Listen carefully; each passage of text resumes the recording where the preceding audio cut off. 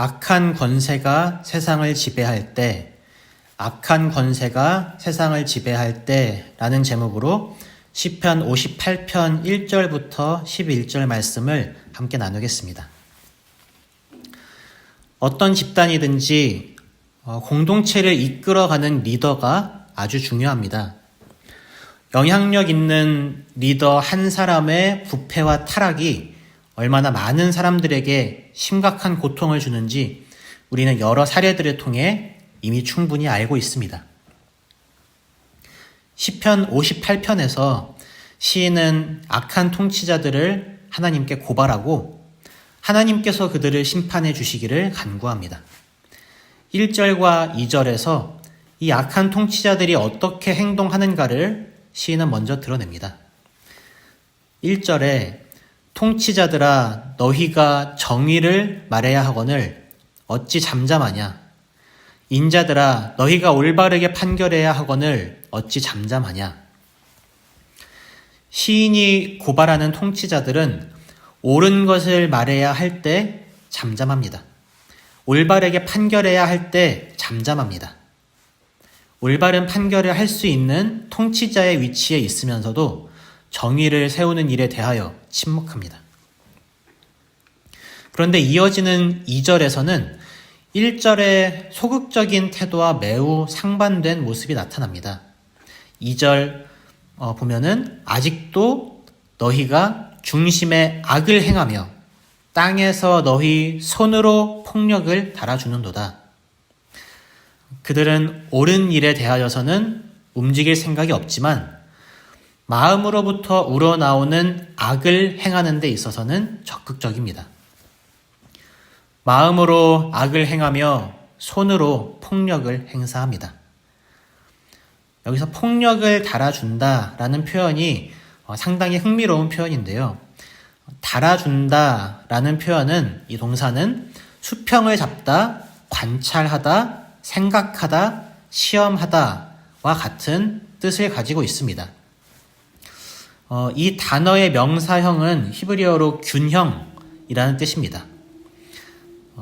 폭력과 균형, 이 두 단어는 서로 전혀 어울리지 않는 단어들입니다. 그런데도 시인이 이와 같이 폭력을, 균형을 잡아준다라는 모순적인 표현을 한 이유는 이 악인들을 비꼬기 위해서라고 볼 수 있습니다. 수평을 잡고 균형을 잡는 것은 공평한 판결을 내릴 때 사용할 수 있는 단어입니다. 정의를 달아준다, 올바른 판결을 달아준다는 매우 자연스럽게 문장이 됩니다. 그러나 악한 통치자들은 정의를 말해야 할 때, 올바른 판결을 내려야 할 때 그때 침묵했습니다. 반면에 폭력과 악을 행하는 일에 있어서는 그들이 마치 정의의 저울에서 균형을 찾는 듯이 행동하지만 사실은 매우 적극적으로 사탄을 쫓는 길로 달려가는 것입니다.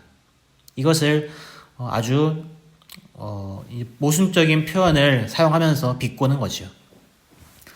몇몇 부패한 정치인들, 감독들, CEO들, 또 부패한 몇몇 목회자들 등이 떠오르지 않습니까?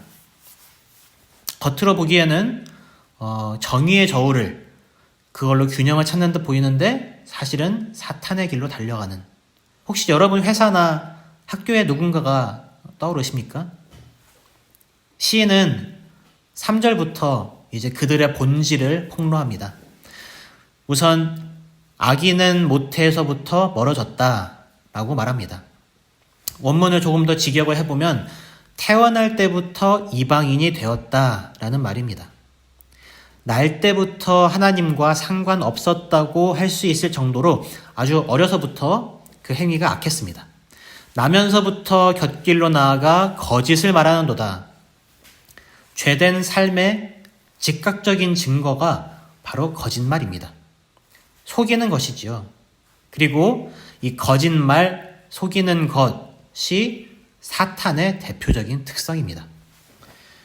요한복음 8장 44절에서 말로는 예수님을 따른다고 하지만 마음은 전혀 그렇지 않았던 유대인들을 향해 예수님은 그들이 그들의 압이 마귀에게서 났다라고 하시면서 아주 맹비난을 하십니다.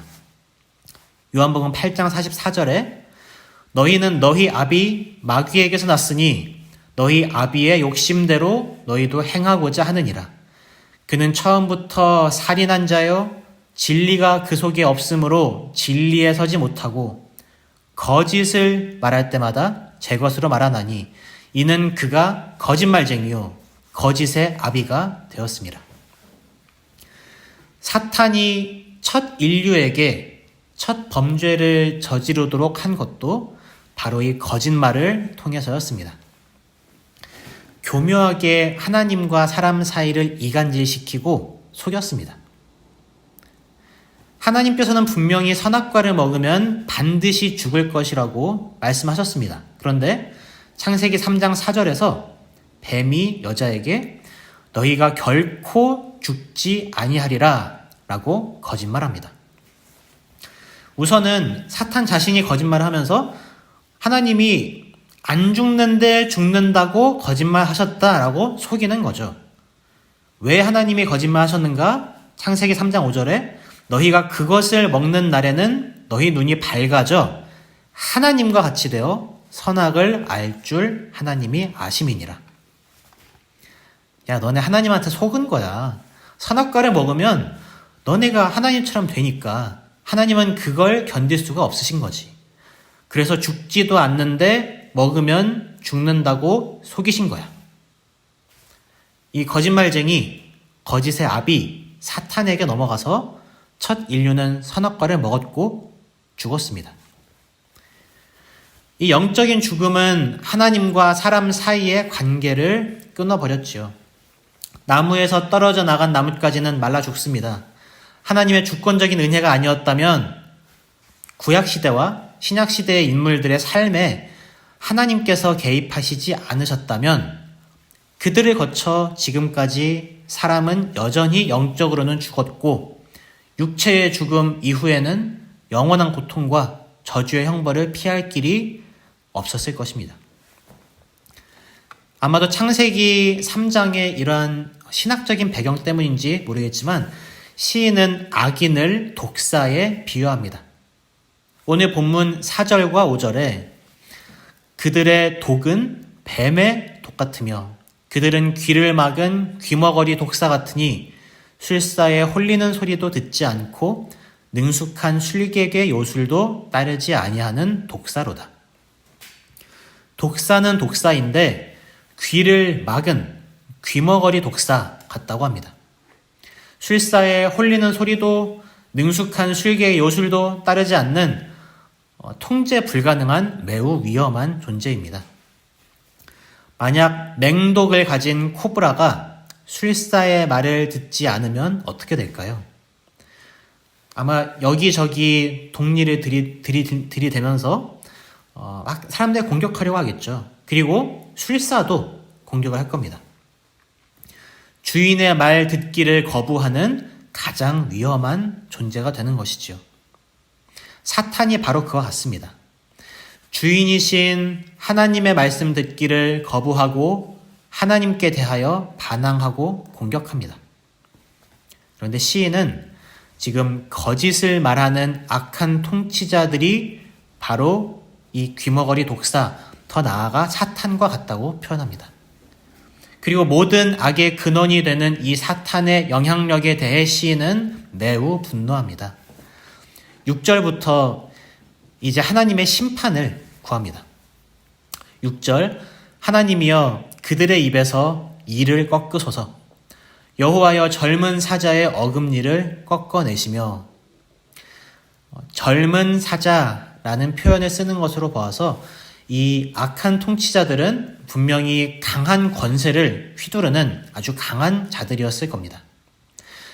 그런데 그들은 너무도 고집스럽게 악을 행하기 때문에 무기력해져야만 했습니다.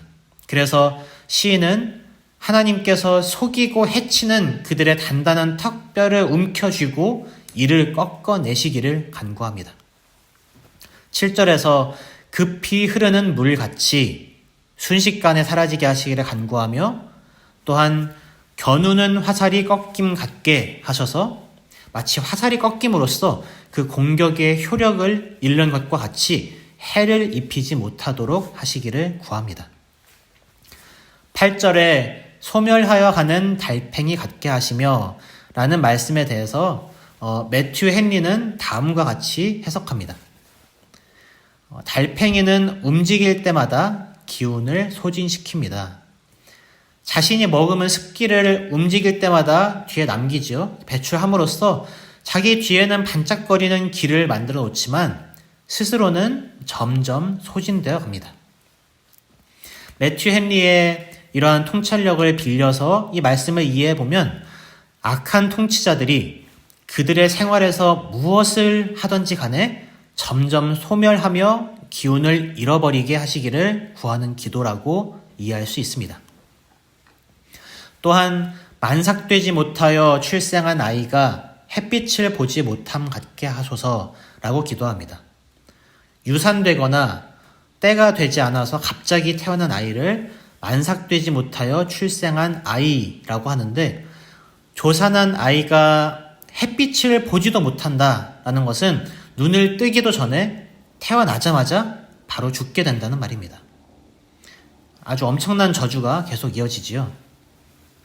9절에서는 가시나무 불이 가마를 뜨겁게 하기 전에 라고 하는데, 가시나무는 바싹 말리면 불이 아주 잘 붙어서 가마에 불 붙일 때 사용했습니다. 그런데 시인은 지금 불붙은 가시나무가 가마를 뜨겁게 하기도 전에 강한 바람으로 휩쓸려 가게 하시기를 기도합니다. 생나무든지 불 붙는 나무든지, 그러니까 새로운 자든지 오래된 자든지 악을 행하는 자들 모두가 다 이와 같이 휩쓸려 사라지게 하시기를 구하는 겁니다. 6절부터 9절까지의 모든 표현들은 사실상 하나님께서 악인들의 영향력이 다 사라지게 하시기를 간구하는 것으로 이해할 수 있습니다. 고집스러움과 위협을 이를 꺾음으로 사라지게 하시고, 급히 흐르는 물같이 사라지게 하시고, 그들의 공격이 화살의 꺾임같이 효력을 사라지게 하시고, 소멸하여 가는 달팽이처럼 스스로 소진되어 멸망하게 하시고, 아이가 갑자기 죽어 사라짐 같게 하시고, 악한 영향력을 불피우기 이전에 다 강한 바람으로 휩쓸려 사라지게 하시고, 이렇게 시인은 하나님께 악인의 심판을 간구합니다.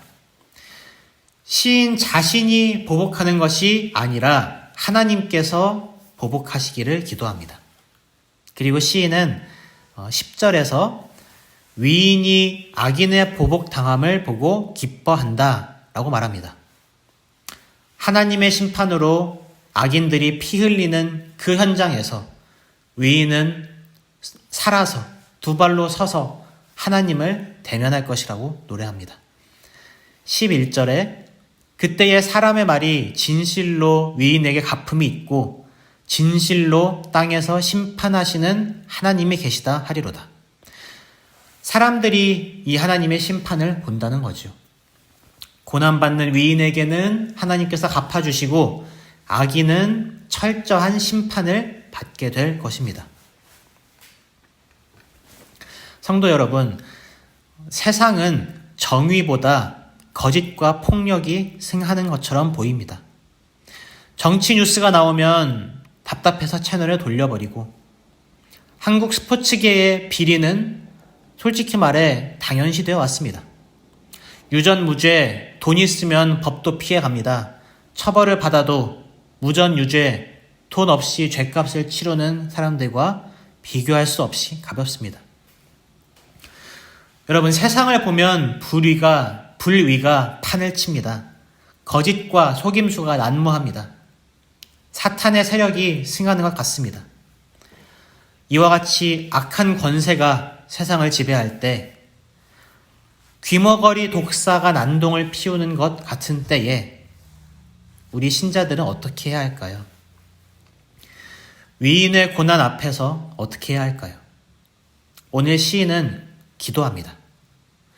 악인과 어울려서 같이 이로 물어뜯고 화살로 쏘아 죽이고 악의 불꽃을 활활 태우는 것이 아니라 하나님께서 이를 꺾으시기를 구하고 하나님께서 화살을 꺾어주시기를 하나님께서 강한 바람으로 휩쓸려 가게 하시기를 간구합니다.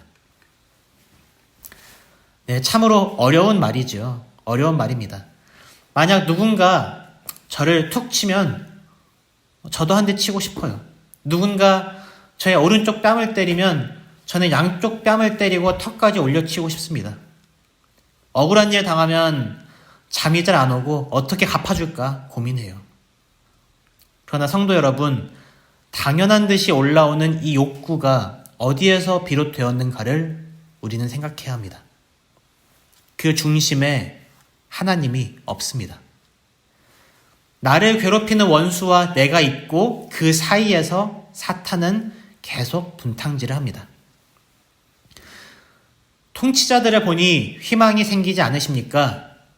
세상에서 힘 좀 가진 사람들이 잘 나가고 힘 없는 사람들은 억울하게 고통당하는 현실이 지겨우십니까? 오늘 시인은 하나님께 갚아주시기를 간구합니다. 그리고 그때가 언제인지 우리는 알지 못하지만 이 땅에서든지 하나님의 심판대 앞에서든지 예수님께서 재림하실 때든지 하나님은 분명히 갚아주십니다. 로마서 12장 19절에서 사도 바울은 내 사랑하는 자들아 너희가 친히 원수를 갚지 말고 하나님의 진노하심에 맡기라 라고 권면합니다. 그리고 이어서 그 이유를 말합니다. 기록되었으되 원수 갚는 것이 내게 있으니 내가 갚아주리라고 주께서 말씀하시니라. 시편 72편 4절에서는 그가 가난한 백성의 억울함을 풀어주며 궁핍한 자의 자손을 구원하며 압박하는 자를 꺾으리로다. 악한 권세가 세상을 지배하는 듯 보이는 현실이 답답하고 힘들어도 기도로 하나님의 진노하심에 맡깁시다. 그것이 가장 완벽하게 악인이 심판받는 길입니다. 그리고 위인의 고난에 대해서는 하나님께서 반드시 갚아주실 것입니다. 하나님께서 말씀을 통하여 우리에게 주신 약속이니 그 약속을 믿읍시다. 그러한 믿음으로 악을 선으로 이기는 오늘 하루가 되시기를 축복합니다.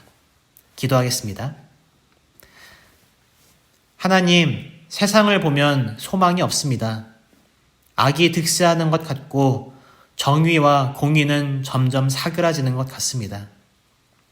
당장 우리의 삶을 봐도 권세를 가진 악한 자들의 영향력 아래에 우리가 놓여 있음을 발견합니다. 그러나 주님, 우리가 이러한 현실 앞에서 좌절하거나 원수를 갚기 위해 함께 악해지지 않게 하소서. 하나님께서 분명히 갚아주실 것을 믿고 지혜롭게 대처하되 우리가 분노하여 되갚지 않게 하소서. 이것이 너무 어렵습니다. 연약한 우리의 믿음과 악한 마음을 불쌍히 여기시고 주님께 맡길 수 있는 은혜를 더하여 주옵소서. 예수님의 이름으로 기도합니다. 아멘.